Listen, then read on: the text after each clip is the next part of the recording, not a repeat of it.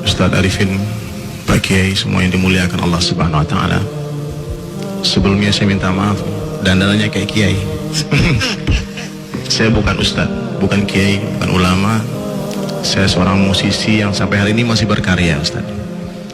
Cuman gara-gara ayat tadi itu tuh yang dibaca sama Ustaz itu, saya bersemangat untuk berdakwah. Itu saja. Jadi hadirin mulia, intinya seluruh manusia ini, siapa saja dia, itu menginginkan kebahagiaan. Orang kaya, orang miskin, pejabat, petani, pemusik, pemain film, ulama, siapa saja. Namun sayang hadirin yang mulia, begitu banyak manusia yang ingin bahagia, sedikit yang tahu di mana Allah letakkan kebahagiaan. Sementara Allah Subhanahu wa Ta'ala telah menjelaskan sejelas-jelasnya di dalam Al-Quran, kebahagiaan hanya dalam mentaati Allah. Siapa yang taat kepada Allah dan Rasulnya, maka itulah kesuksesan yang besar. Jadi orang miskin untuk bahagia itu sebetulnya tidak perlu harus kaya dulu. Taat kepada Allah pasti bahagia. Ini ketetapan Allah, tak bisa diganggu gugat. Sebagaimana Allah Subhanahu wa Ta'ala telah menetapkan rasa gula itu manis.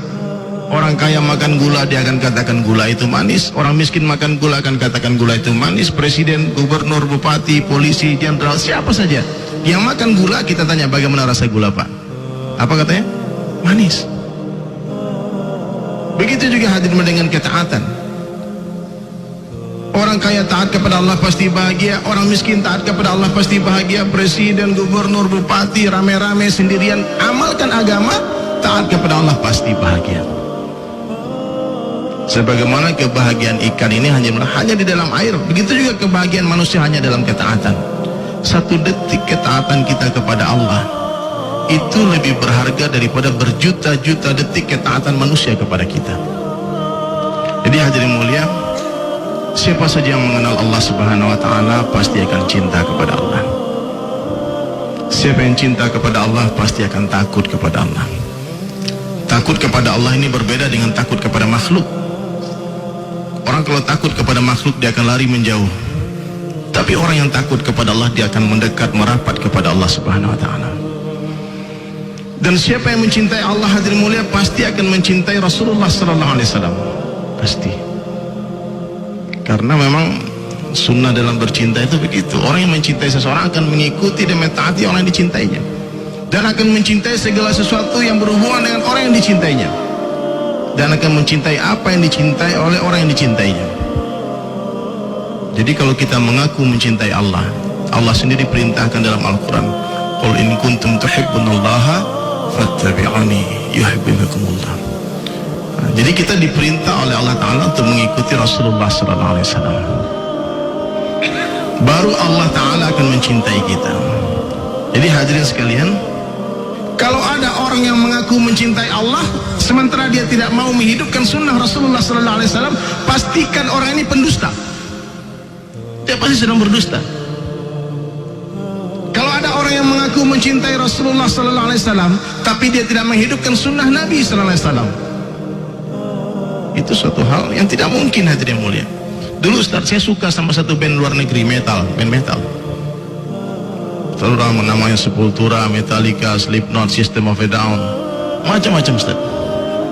Itu Ustaz, rambutnya saya tiru, bajunya saya tiru. Dia pakai gitar, saya lihat merek gitarnya apa, saya tiru. Sepatunya saya tiru.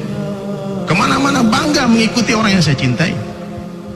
Saya mengidolakan mereka.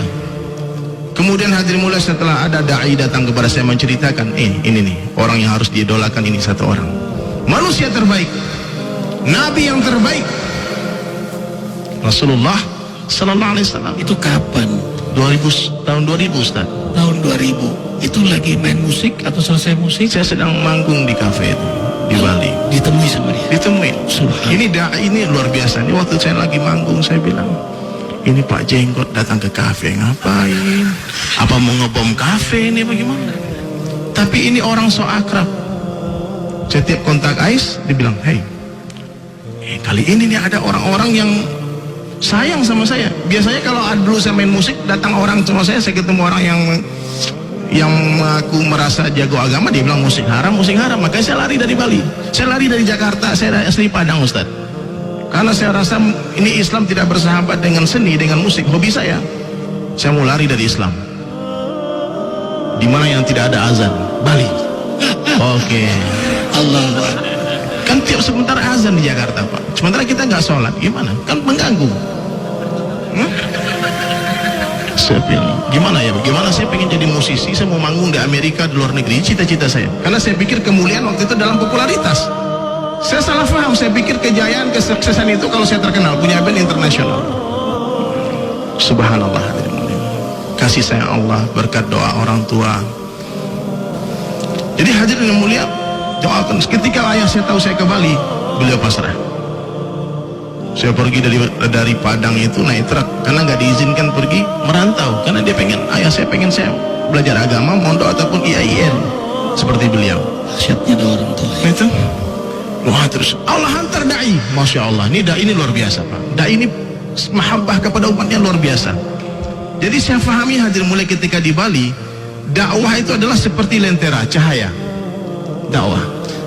Jadi hadir mulai seorang dai tidak mungkin lari dari kegelapan.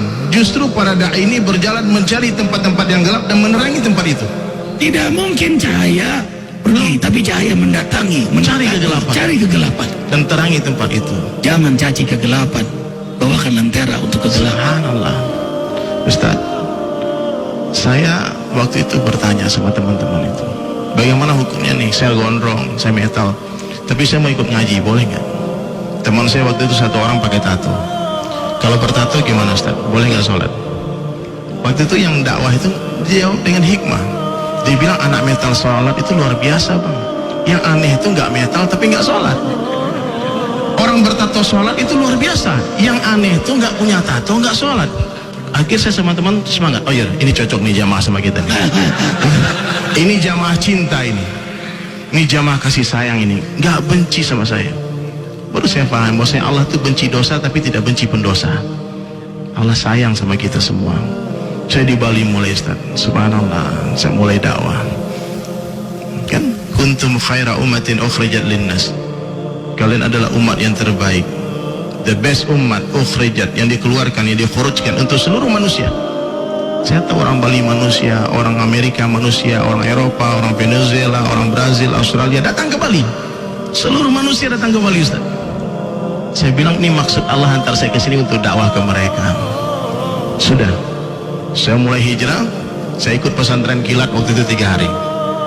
Pesantren kilat. Dan santri kita setiap bulan keluar 3 hari.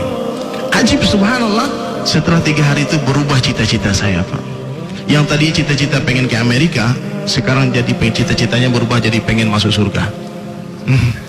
Dulu mana ada cita-cita masuk surga Ustaz? Saya pikir surga gak enak. Orang-orang masjid kan sepertinya gak ada partinya, gak ada senang-senangnya kan. Saya pikir begitu.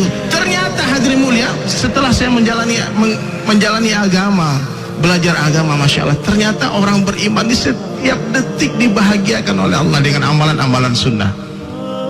Kehidupan orang beriman itu ternyata penuh dengan hiburan.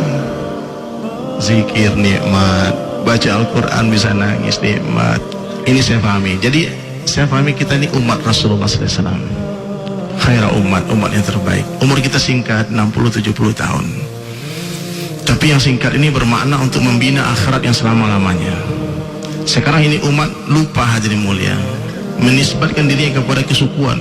Bangga saya orang Padang, saya orang Jawa, saya orang Sunda, saya orang Bali, saya orang Amerika, orang Arab. Mestinya nisbat kesukuan dihilangkan dan diganti dengan nisbat umat Rasulullah. Saya umat Rasulullah SAW. Banyak orang yang bangga, saya lawyer, saya tentara, saya polisi, saya supir taksi, saya pedagang, petani. Bukan, saya dai. Dakwah ini mesti dijadikan kerja utama kita hadirin mulia. Kerja utama.